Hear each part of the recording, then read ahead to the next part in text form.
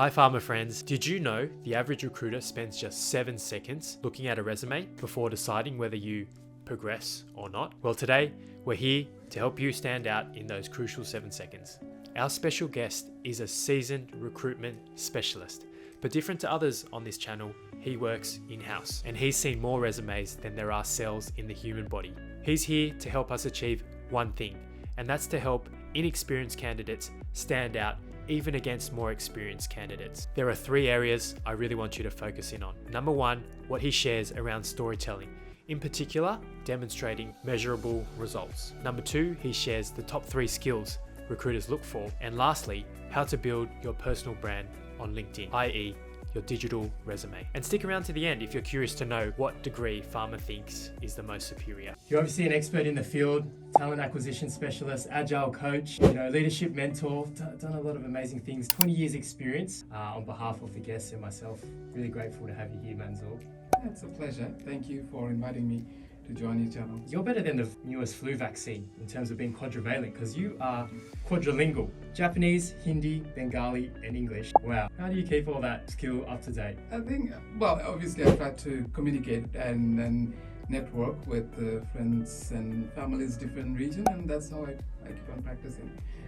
I do like to experience or practice Japanese a little bit more than I do. I'd love to bring you closer to the guests, so I've actually prepared a little game for you, a quick this or that, so option A, option B. Okay. So are you ready? Yeah, yes. Putting you in the hot seat. Okay, so coffee or tea?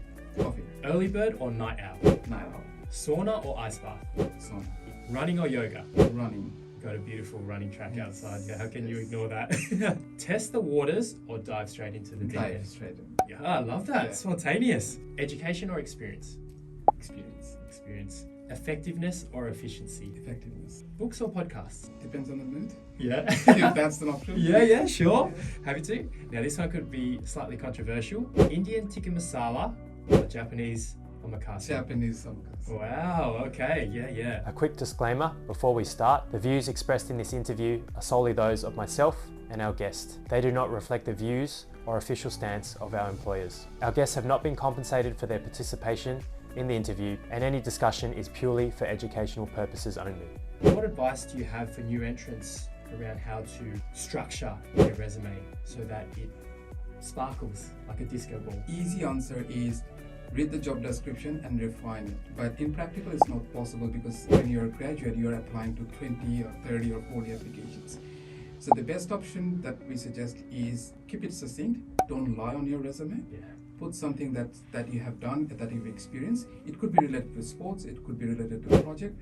Whatever you've experienced, highlight that. And then try to present it in a corporate jargon world. For example, anything related to communication, anything related to leadership. Maybe you led a sports team, put that word in. So those are the ideas, when a recruiter or a hiring manager look for it, so they look for those keywords. If I play back, so in terms of structure, is it number 1, putting your experiences, and then underneath that experience, what sort of skill that you learned, so communication, leadership? You don't have to highlight the skills. Say, for example, under the experience, you can put it that, okay, I was leading the communication debate team or something like that. So the experience should speak up about your skill. If you want to give a structure, yes, you can start as an objective, maybe one-liner, a catchphrase kind of thing. And then you have the experience, because that's what corporate world is interested in. And then you have the academic expertise or softwares or any other additional skills you have. And towards ends, the hobbies or interests, to connect with the interviewers. Now, one of the biggest challenges or frustrations that new entrants into our industry have is going up against experienced candidates, even for some of those junior level roles. What tips have you got for them to sort of stand out and still make them highlight that experience? I've done a previous episode where I talked about really highlighting the transferable skills, and that's not to say if you're a barista, don't go and say, oh, I could be a lab technician. Well, there is even not experienced one, even the competition is with your peers as well, right? It's at the end of the day, it's whoever is good at storytelling gets a job.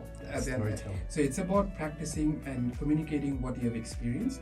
Whatever you have experienced, it could be just a project, it could be just a campaign that you have done, but the way you've communicated, that makes a difference. Mm-hmm. Right? A lot of time, even if you have your 10-year, 20-year experience, if you're not able to demonstrate what you have learned in that, If you think our mindset tip will help you in your next interview, please give us a like on this video. Then you lose it. So what we suggest is when you go to the interview, not only highlight what you've done, highlight what was your learning from it. It could be a mistake as well, but that's a learning. Highlighting, what I've done, what I've learned from it. Yeah. That's super important, because I guess it shows another piece around the candidate. It shows their self-awareness and Yes. reflection. Indeed. Now, if you want to see what key skills to highlight on your resume, click here.